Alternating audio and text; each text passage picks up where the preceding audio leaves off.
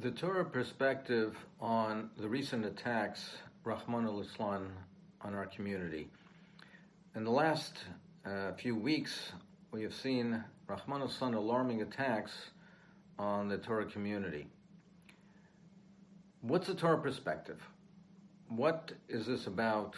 Why is this come out? And of course, we know that there's current events, there are things that have happened in Eretz Yisrael, around the world, and we can attribute all kinds of reasons to these alarming events.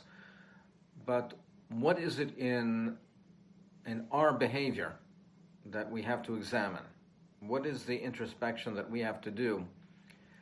What is that we have to analyze in our behavior that we can pinpoint and say has responsibility for some of these events?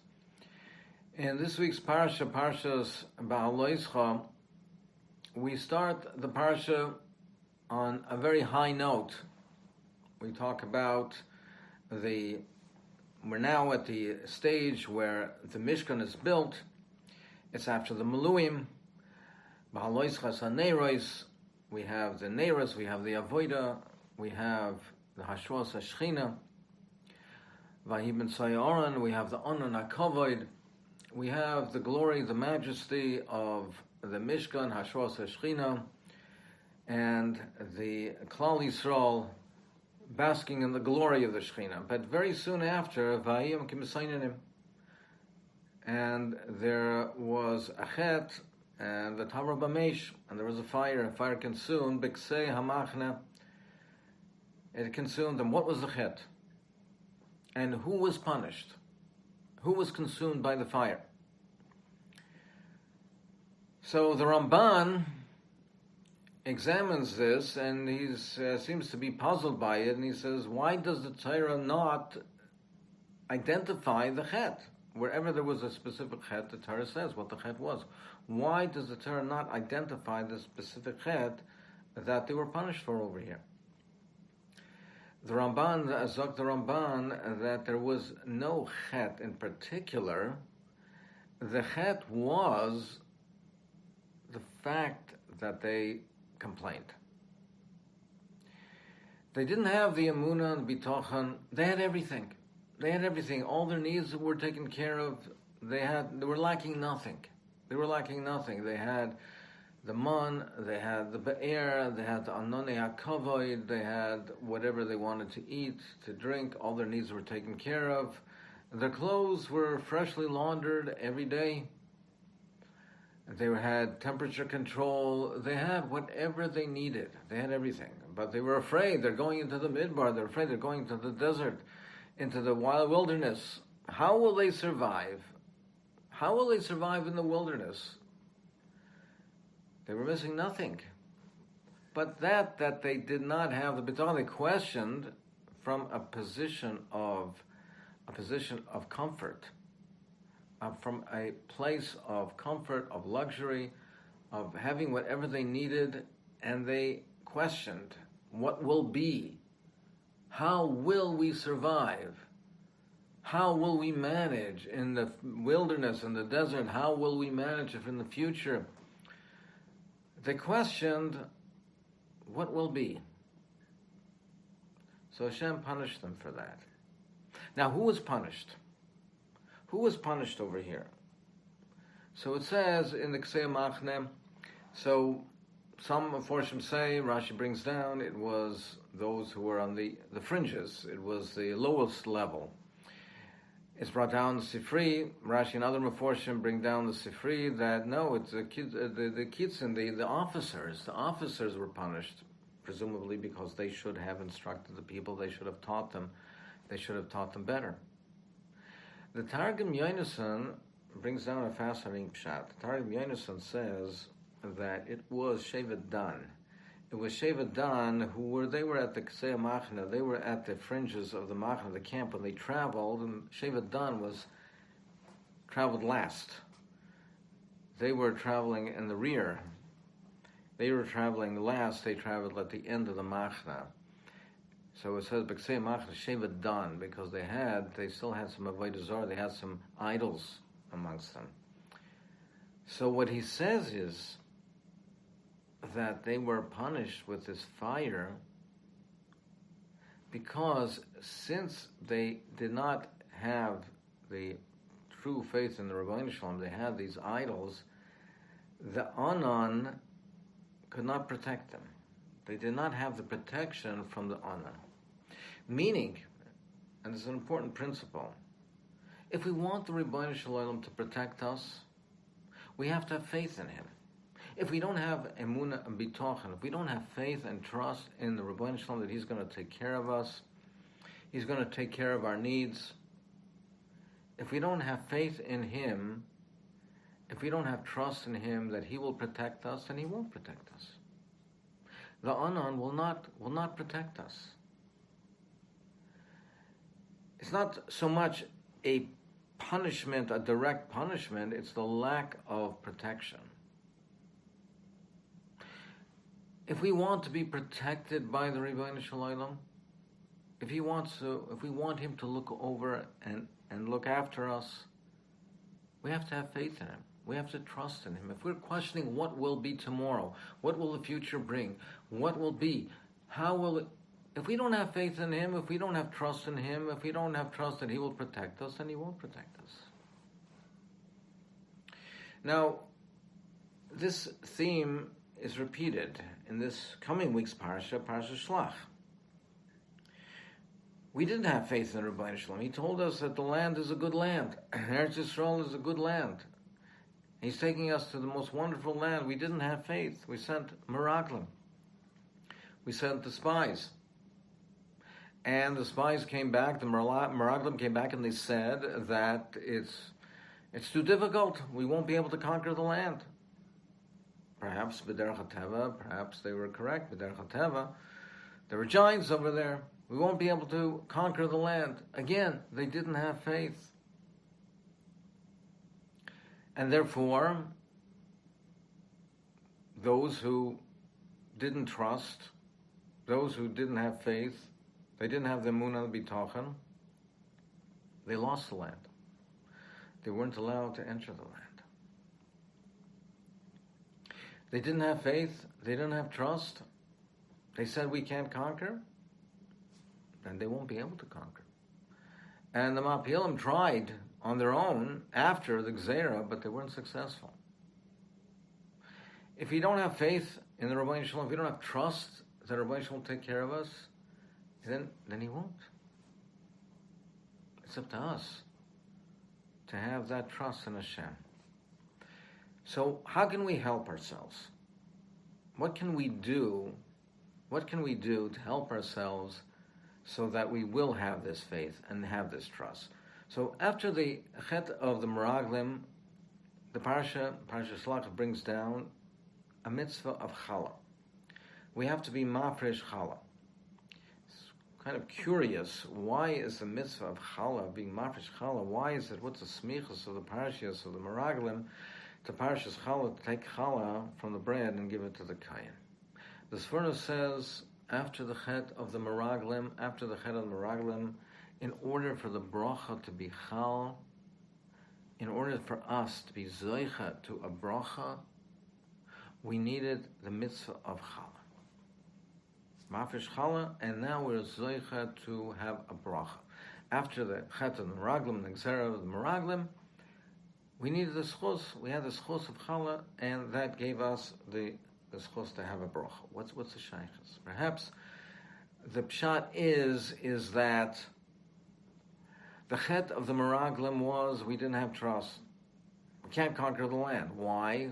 Well, there are giants over there. How can we conquer the land? How can we capture? There are giants over there. What does that mean? That means that we think that conquering Eretz Yisrael, we think that capturing Eretz Yisrael and conquering it is because of our might, because of our physical might, because our soldiers, our military might. That's why we think we can capture Eretz Yisrael, which is not the pshat at all. That's not why we capture Eretz Yisrael. It's because the Rebbeinu Shalom gives it to us. We think it's koyach v'yitzam yadi. We think it's because of our physical prowess, our military might. Rebbeinu Shalom says, "B'mafresh challah." the very bread that you eat, the first thing that you eat, the bread that you eat, the first thing that you do, b'mafresh chal, give it to the kohen. It signifies, it shows that bread that you labored over, that bread that you toiled and labored over. You did your harisha, you did the ksira, you did whatever you did. You were zera, you planted it, you harvested, you processed it, you made the bread. It's your land. No, it's not. The very first thing, who gets the first piece of it? Not you. Yes, it's your land, and you planted, and you did all the labor on it. You plowed, and you planted, and you harvested, and you winnowed, and you sifted, and you kneaded the dough, and you give it to the kohen. It's not yours. Hashem gave it to you. The very first thing that you do, to signify, you're showing that, yes, I did all this work on this, but it's not mine. Hashem gave it to me. I give the very first, I give it to the kohen. And then you get a bracha.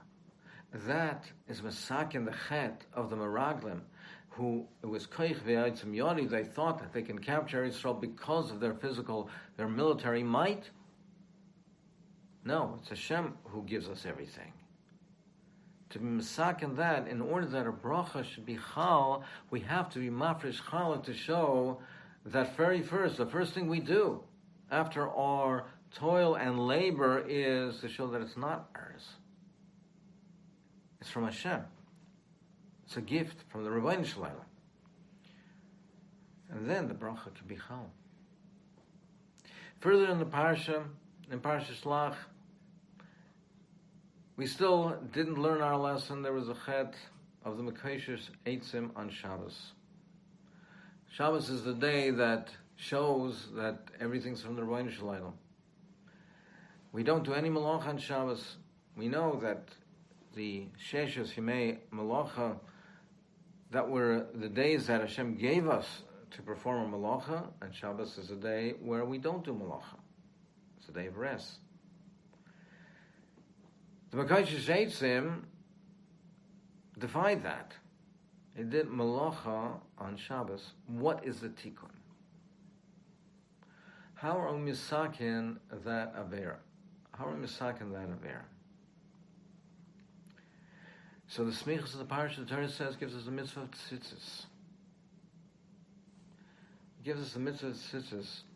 Zok the Orach Chaim, normally, regularly in the whole Torah, it says, Vaydaber Hashem al Moshe. It's a lashon of dibur. Here it says, Vayomer. It introduces the parsha of tzitzis with Vayomer. And we know Vaydaber is a stronger, harsher lashon, language that it signifies something that's more severe. Vayomer is softer. Why is it the change? Why Vayomer? So Zok the Orach Chaim, because Klal Yisrael were searching, they were begging, give us something, give us an eitzah somehow, how to rectify this chasarn. What can we do? They were searching for a refuah, searching for a remedy, searching for an eitzah.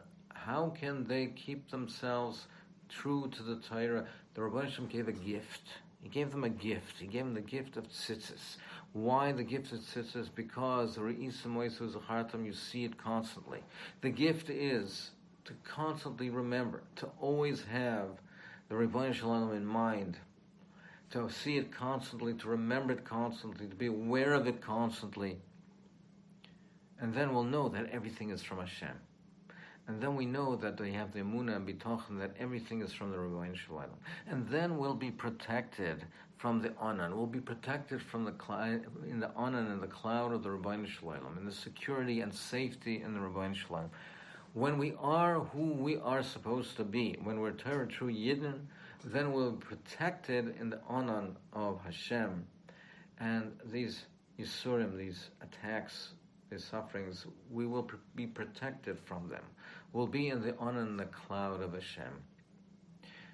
But we have to have faith in the Rebbeinu Shalom, and we have to be true to the Torah and the Rebbeinu Shalom. We have to remember constantly. If we don't have faith in the Rebbeinu Shalom, then the anan is not going to protect us. If we don't have trust in Him and confidence in Him, if we don't constantly remember the mitzvahs of Hashem, remember who we are under all circumstances, then the Rebbeinu Shalom is not going to protect us if we don't have faith in Him. if we have trust, if we have Munah Bitochen, and we are who we are supposed to be, and we live like we're supposed to be, all the time, then the cloud, the Anan, will protect us. I was recently in Washington, and I met with congressmen and met with different leaders over there, and they expressed gratitude for the Orthodox Jewish community for being true to the Torah. And they said, expressed over and over again, how America needs the teachings of the Torah because America has lost its way. Just yesterday, former Governor Mike Huckabee tweeted that we have to work together. We have to work together. He's talking about his world and the Orthodox Jewish community. We have to work together to fight for freedom of religion and for our values. Congratulations to Dirshu, etc., for the mission to Washington. When we live and we're proud of who we are, if we live and constantly remember who we are and live as we're supposed to, they will respect us. Rav Elchanan Wasserman Zatzal wrote in Kavos Ma'amorim, and I heard it many times from his son, Rav Simcha Zatzal, that the Puranas, the sufferings, the tragedies, Rahman al-Islam, that come to Klal Yisrael, the sufferings from the Goyim come because we try to live like them, because we try to adopt their ways, we emulate their ways. If we try to live like them, they will come and bite us. And the fire will come, Rahman al-Islam, and consume us. If we try to live like them, if we try to go into their machna, we leave our machna, we leave our Anan, our protective cloud, then we come to them, they will come and hurt us. Rahman al-Islam. If we are in our cloud, and even when we interact with them, but if we interact with them as we are supposed to, as Torah true Yidden, living al pi Torah, proud, being proud of being the chosen people, proud of being Torah true Yidden, remembering the mitzvahs of Hashem constantly, we'll be protected from the Anan with the cloud of the Rebbeinu Shalom, will be protected with his cloud of chesed, of mercy, and we will not have to fear from any enemies. Amen. Keni.